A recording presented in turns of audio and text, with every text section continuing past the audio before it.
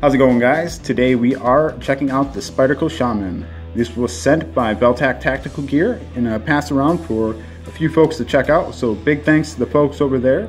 If you like what you see on this review, I'll put a little link down below and you can go snag it from them. They've got it priced pretty well, right up there with some of the other guys.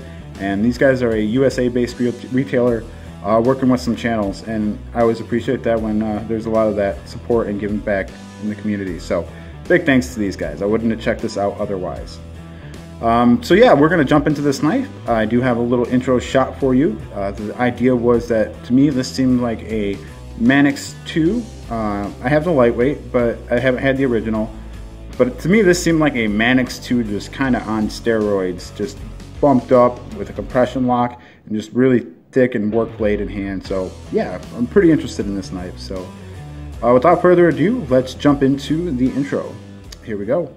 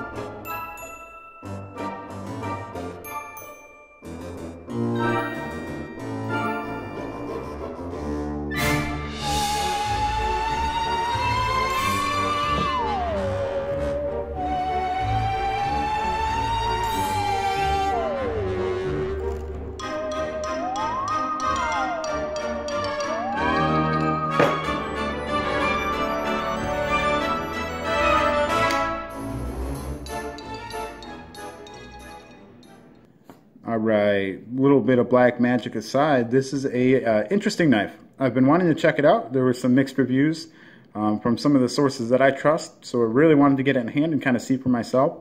And we're going to go over this knife. We're going to touch on some of the pros, the things that this knife does well, the so-sos, things that are just kind of, leaves me a little bit of lukewarm, not deal breakers, but some nitpicks, and then the oh no's, things that caused me to kind of stop and hit the brakes and reconsider the knife and maybe pull back a little bit on it. So that's what we're going to do.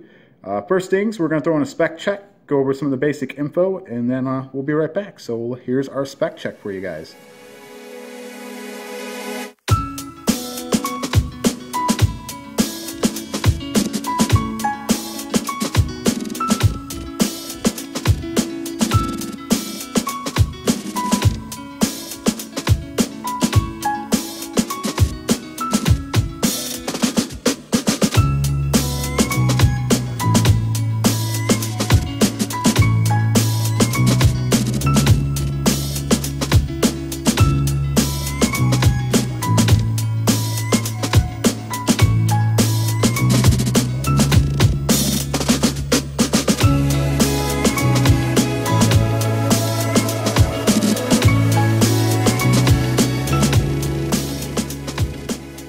Alright, now that we got that information out of the way, I am going to drop in a little snapshot, and that's just going to be for size comparison purposes. These are some knives that you guys might be familiar with, so you can kind of see where this is going to line up along those knives, and you can see it's right there with the Rat one. A little bit of a wider profile, but lengthwise, right in there, coming in a little shorter.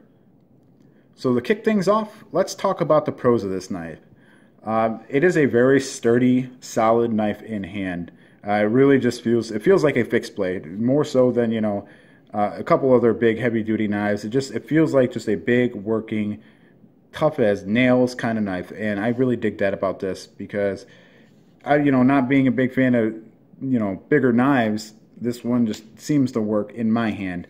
That'll kind of take us into the next point, which is the ergonomics on this knife. Spyderco nails it time and time again on the ergonomics, and this knife is no exception with the general ergonomics.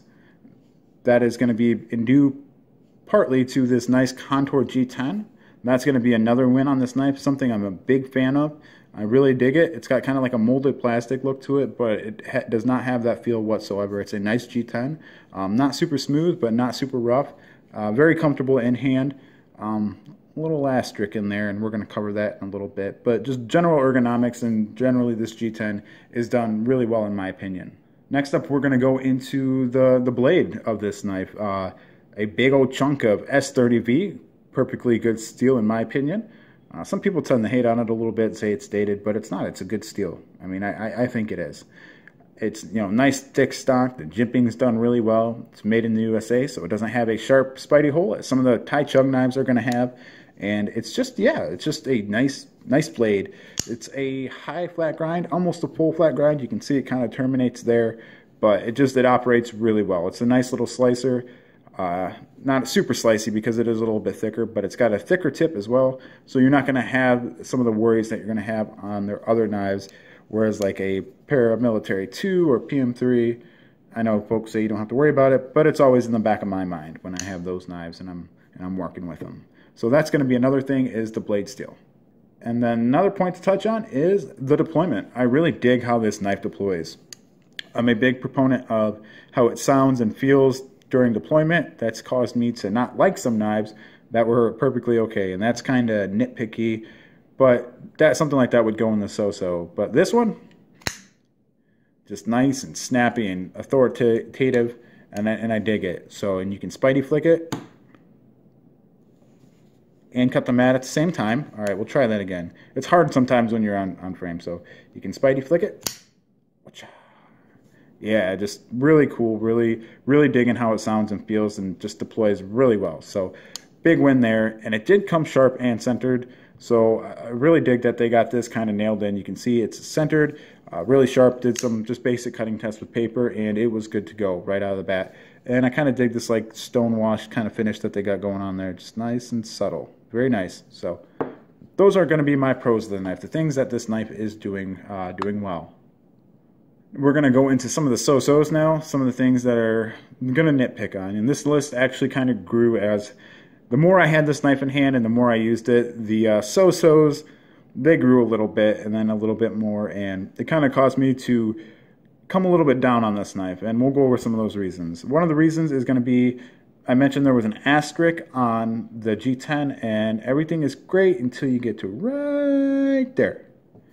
The inside of this G10 handle here is kind of a sharp edge there. I can just take my fingernail and essentially like file my fingernail on the inside of my knife. Unless that's what they were going for. You can see there, let me get it to focus real quick. You can see there it's just taking pieces off my fingernail, and that's going to be all the way around. And that's something where I wish they would have, you know, they took all this time to contour this G10. I really wish they would have came back along these backs and inside edges and just gave it a little something. You know, if I had to pay $5, $10 more for that, I would say, yep, do it, sold, you got me. I'm good to go on that. But it just leaves the knife feeling a little unfinished, and that's undesirable in my opinion. So that's going to be the first thing that we're covering on the so-sos. The next thing is going to be the lanyard hole. And Spyderco has been guilty before of kind of sacrificing the pocket clip for the lanyard hole, or vice versa. And I actually feel like they sacrificed the lanyard hole for the pocket clip on this one. The pocket clip's not in the best position in my opinion. You could see they were going for four-way reversible, and you know they got the hole there so it can go over the pivot, but I don't think that that's the best solution that they could have came up with. I'm not an engineer. I don't make or design knives, so maybe I'm wrong. But that being right down there, if I had a lanyard on this, and I do like lanyards, I have them on some of my knives, I just feel like the fact that it would come out back here, it'd just be in a really weird position. What I wish they would have did is not put that in there, maybe move the clip up a little bit. It doesn't have to be super deep carried, because to me this is a work knife, but maybe move this up a little bit. And then what you could have did is possibly gone into this backspacer here, and I've seen it done on some knives, on quite a few knives, and I can't think of any offhand, of course, because I'm on camera and trying to think on the off the cuff. But you know, just mill out that way and then mill out that way, and just kind of have just an integrated like lanyard in the backspacer. And I think that would have done this knife a lot of justice to have a clip that could go there, give you the option of the backspacer lanyard hole. I think that would have done a really nice service to this knife. Now you're just getting kind of mediocre carry to poor carry. a terrible lanyard loop in my opinion, or lanyard hole, and just not a very good function, not a very good look for the knife. And I think it is a decent looking knife. You know, you look at that and that looks nice, and then you flip over here and I don't know if anyone's rushing to get this because of the way it looks. And just kind of touching on that really quickly, it does go in and out of the pocket pretty well. The G10 is not super rough, and this clip is nice and smooth, and it's got a nice like taper there at the beginning, and it does go in and out of the pocket really nice, but the other stuff just kind of takes away from that. So that's kind of a bummer. One of the other things I'm going to kind of touch on real quick is that right there, the compression lock. Now this was actually on my O-nose, and then I pulled that out of the O-nose because the O-nose reserves for things that are just kind of unacceptable, you know, uneven grinds, knife blade sticking out in the back, terrible deployment, just really bad issues coming from the factories. Those are the things that I'm usually saving for the O-nose. So this one, I'm 50-50 on this would be the O-nose, and that's the way this compression lock is integrated into this knife. You can see you've got that piece there, and what that does is it prevents a full termination of closing the blade with the compression lock. That's as far as I can go right there because my finger is in the way, pushing down. Now I could time it, you know, just whip it down and then move my finger out of the way real quick, but that's not the compression lock that I know and love. I like the ones on the PM2 and the Para 3. That's the compression lock I love. And now I can't even actuate it from this point because I have that in the way, so you're not getting that little bit of fidget factor. It does deploy great via thumb hole, and I'm digging that. This is one of those knives where I almost would have preferred some sort of frame lock or liner lock. If you couldn't nail the compression lock, I'm cool with that. You know, just like a flipper. If you can't nail the flipper, just try something else. And it's really disappointing that that's this way because I do really like the compression lock, and I really do like this knife. This knife would have been, well, we'll get to that at the end, but yeah, so just really disappointed on the compression lock and how it was executed on this, because this knife has a lot going for it. And the final thing is going to be the price at $187, and this isn't anything to any retailer particularly. This is how it usually is across the board. A few places that I've checked, that's right around where this knife is, about $187. With that being said, you know, you're getting S30V, which is good. You are getting a compression lock. That's all good and dandy. But the little things just around the edges, the little touches, the compression lock that doesn't work, I feel like at that level, there may be some better offerings at the price of $187. That you're not getting robbed. That's not highway robbery if you pay $187 for this knife by any means. But it does leave me saying, wonder what else I could get with it. You know, maybe a different Spyderco with the better executed compression lock, with better executed G10. So that's one other little sticking point that I have that I'm going to throw in the so-sos. It's not oh-no's. If this was $240, that'd be an oh-no. But so it just kind of sits me there. And one other little thing before I forget is just another little fit and finish touch. Final little touch issue is you can see right here these G10 scales are above that back spacer. So you know that little sharp edge I was talking about? You got that kind of all the way through here and all the way down there. It's not flush as it should be in my opinion. So that's just another little kind of nail in the coffin, so to speak. I'm not going to tell you guys not to get this knife, so it's not a true nail in the coffin. But that's going to bring me to the way I'm going to kind of rate these knives, or try to do it and see how you guys like it. So do I like the knife? Do I love the knife? Or am I going to leave it? That's where I'm going to try to judge these knives. So all the chatter and stuff I had through the whole video is just kind of simplified. And on this knife, I like it. I'm not in love with it though for the aforementioned reasons. The things that I cited as being little nitpicks. It just kind of grew and grew, and it really kind of made me feel sad that I couldn't love this knife the way I wanted to when I saw it in other videos. So it is a big heavy-duty knife. It is super comfortable in hand. It's got nice steel. It does have a compression lock. However, it wasn't executed the way I would like to see it executed. And that's just kind of where I'm at with this knife. I like it, but I wouldn't add it to my collection at this point.